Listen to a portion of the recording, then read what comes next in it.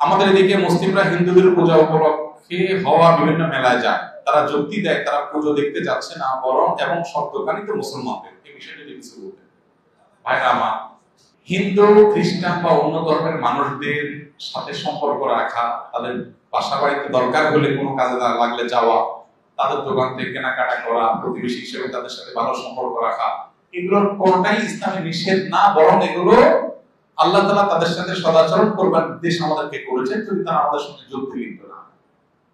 আল্লাহ বলেছেন তাদের সাথে সদাচরণ করবে। লা ইয়ানহাকুমুল্লাহু আনিল লাযিনা লাম ইউকাতিলুকুম ফিদ-দীন ওয়া লাম ইউখরিজুকুম মিন দিয়ারিকুম আন তাবাররুহুম ওয়া তুকসিতু ইলাইহিম ইন্নাল্লাহা ইউহিব্বুল মুহসিনিন। অতএব আমরা তাদের সাথে সদাচরণ করব, কিন্তু এর মানে এই না যে তাদের পূজায় বা পুজো উপলক্ষে যে মেলা হয় সেখানে আমরা যাব, সেটা আমরা যাব না। কেন? কারণ আপনি বিশ্বাস করেন আল্লাহর জমিনের সবচেয়ে বড় অপরাধ, আল্লাহ সবচেয়ে অসন্তুষ্ট হয় যে অপরাধে, সেটার নাম হলো আল্লাহর সঙ্গে শিরক করা। তো যেই অনুষ্ঠানে শিরক হচ্ছে বা শিরককে কেন্দ্র করে যে অনুষ্ঠান হচ্ছে সেখানে যাওয়া মানে সেই দল ভারী করা। আব্দুল্লাহ মাসউদ রাদিয়াল্লাহু আনহু বলেছেন, মান কাসসারা সাওয়াদা কওমিন ফাহুয়া মিনহুম, যে ব্যক্তি কোন সম্প্রদায়ের কোন ধর্মের মানুষের মধ্যে গিয়ে তাদের দল ভারী করে, সে তাদের দলের হয়ে যায়। এজন্য ভাই, আপনি হিন্দু খ্রিস্টান অন্য ধর্মের মানুষের সদাচরণ করবেন, সেটা আপনার জায়গায় ঠিক আছে, তাই বলে তাদের পুজোয় যাবেন না।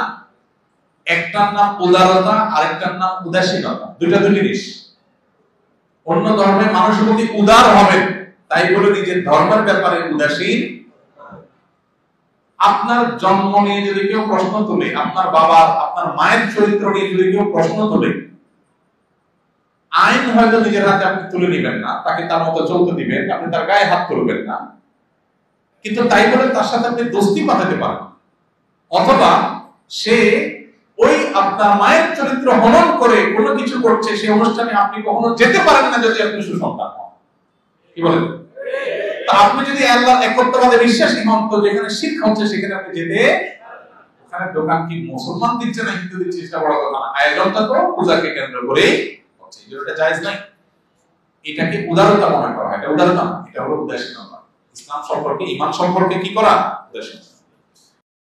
আস-সুন্নাহ ফাউন্ডেশন, উম্মার স্বার্থে সুন্নাহর সাথে।